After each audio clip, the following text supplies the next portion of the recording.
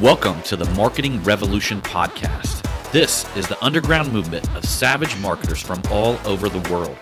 We are not Fortune 500 companies. We are real entrepreneurs with real businesses that have one major thing in mind: to set goals and devour them daily. Because we understand that everyone wants to eat, but only savage marketers are willing to do the hunt.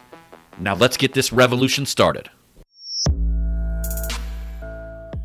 Hey, what's up, everybody? John Hiley here with the Marketing Revolution podcast and the Marketing Savage Facebook group. Hope you guys are having an amazing day today. What I want to cover here is just something interesting that had happened to me not too long ago. And actually called somebody to do some landscaping, or let's just say come out and do an estimate on my property to give me an idea of like what it was going to cost to, the typical things, do some mulch, plant some shit here. I don't even know, like this, that. My wife literally had a list of things that needed to be done. And it's all, landscaping related. So the guy comes out and kind of like, looks the property over and, checks everything out and is walking around just kind of writing little things down on a notepad, all the details of everything that he was going to need to do apparently. And he came to me with an estimate, and the estimate was like, I don't know, it was like $1,200 or something like that. And my first thought is like many consumers, because I went into, first I had an emotional problem. I'm like, shit, man, I really want my yard to look good. I really want this taken care of, right? So I was emotional about it to begin with. I talked about this in a previous podcast about how people will go from an emotional problem to, as soon as you drop the price, they'll start thinking logically, so they'll start at that point, they'll start like, you'll see the computer go off or the calculator in their mind go off, and they're going to start calculating exactly, if whatever price that you had given them, they're going to start calculating if they feel whether that's fair or not. And I think the problem is, like, a lot of entrepreneurs, they let the client and customer like dictate that process and articulate their own feelings about why such and such service should cost that much. So he tells me whatever, it's like $1,200, $1,300 or something like that. I'm like, man, that's kind of expensive for, some mulch. Right. I'm just like, I'm sitting there logically trying to think it through. And, there's certain entrepreneurs that would just look and be like, yeah, okay, whatever, dude. All right, man. Well, thanks for contacting me. I hope you have a nice life. Bye. And then there was this guy who was much smarter than that. And it honestly, that's the reason why I'm telling you the story right now, is that because he was going down and writing like all of these little details down of the things that he was doing. And what I had learned later, he was calculating exactly how many bags of mulch that he was going to need. So he basically turned his sheet around to me and he said, well, such and such, you're going to need like whatever, like 30 bags of mulch here. And, we only use like this premium, top growth mulch or something of that nature, whatever it was. And this premium mulch, if you go down to Home Depot, it's going to cost like X amount of dollars and this and that. And then, everything that we're going to pull up and everything that we're going to plant and all this kind of stuff.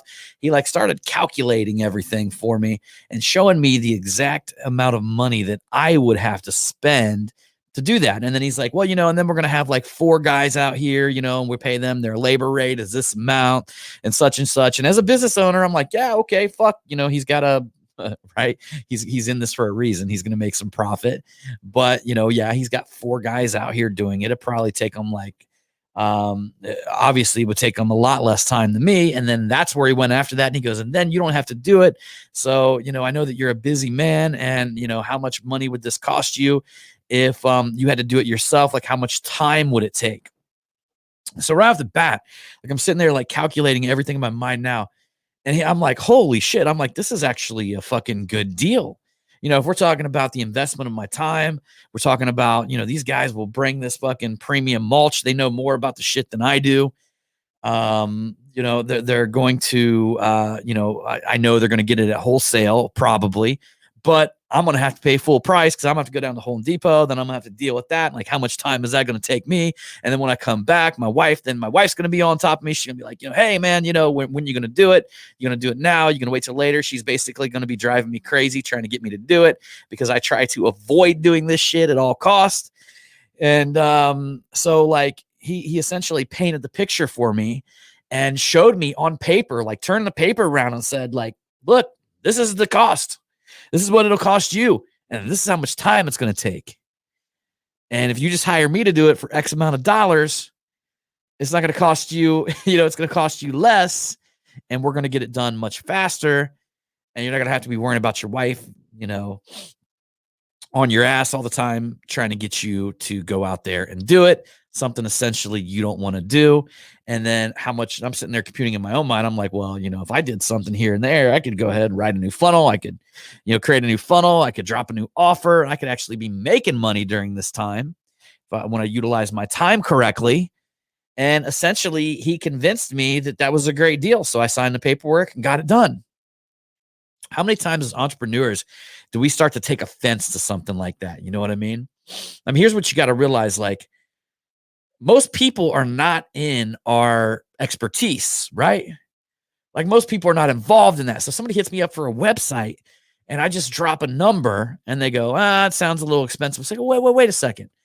And I can actually go through and break down all of the things that we're doing, all of the cost savings, and then also I can like start talking about the value add. I mean, could you imagine how much money this thing would make you if you got, 4 new clients every month, because now your website's super fast and we've done search engine optimization, and all these kinds of things, like all these problems you're dealing with your current website, and we can get it done so fast. You don't have to do it, blah, blah, blah, blah, blah. It's all true shit. But I could easily just say, all right, man, whatever, cool. You're good. I'll just let it go at that, But how many times do we take a step back and begin articulating to the client and customer, like, not only what they're getting for what they're paying, right? But do a comparison, and then go the next level and compare, like, what if you had to do it yourself? How much time would that take, right? If you guys can couple that right there with risk reversal, meaning you say, hey, you know what though? You sign with me today, or whatever. You sign with me today. Some of you automotive people, you drop off your car, you don't like the repair work, you're not gonna have to pay anything. I'll give you a lifetime warranty with whatever it is that I'm selling. You couple them two things together, your closing rate will go through the fucking roof. It will go through the roof. If you guys haven't, one of my previous podcasts, it might be a little bit further back, but somewhere in the last 10 episodes, I talked a lot about risk reversal and what that is. And essentially that's taking the weight off of the client's shoulders and putting the weight on your shoulders, meaning you take all the risk. Because ideally, that's what clients are worried about the most. They're worried that they're going to have a sense of decrease. They're worried that there's a risk associated with the transaction. Meaning that they're going to get screwed over, they're going to pay too much, they're not going to get what they purchased, so on and so on. Anytime that you can put yourself out there to remove that risk from clients and customers, you're going to put yourself in a winning position, because that ideally, that a lot of times that's the big objection. And they might not even tell you that. In fact, I almost guarantee you that they won't tell you that. But every time that I put risk reversal in the offer, it's paid off massively. And to be honest with you, out of the 20 years that I've been in business, I think I've only had 2 people that fucked me over on the whole deal. And that was in the automotive world. And essentially we were doing, for dent removal, we did a lifetime guarantee. And we had 2 people that re-dented their vehicle in the same panel.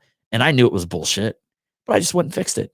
You know why? Because there were so many other sales that were made just because of that risk reversal.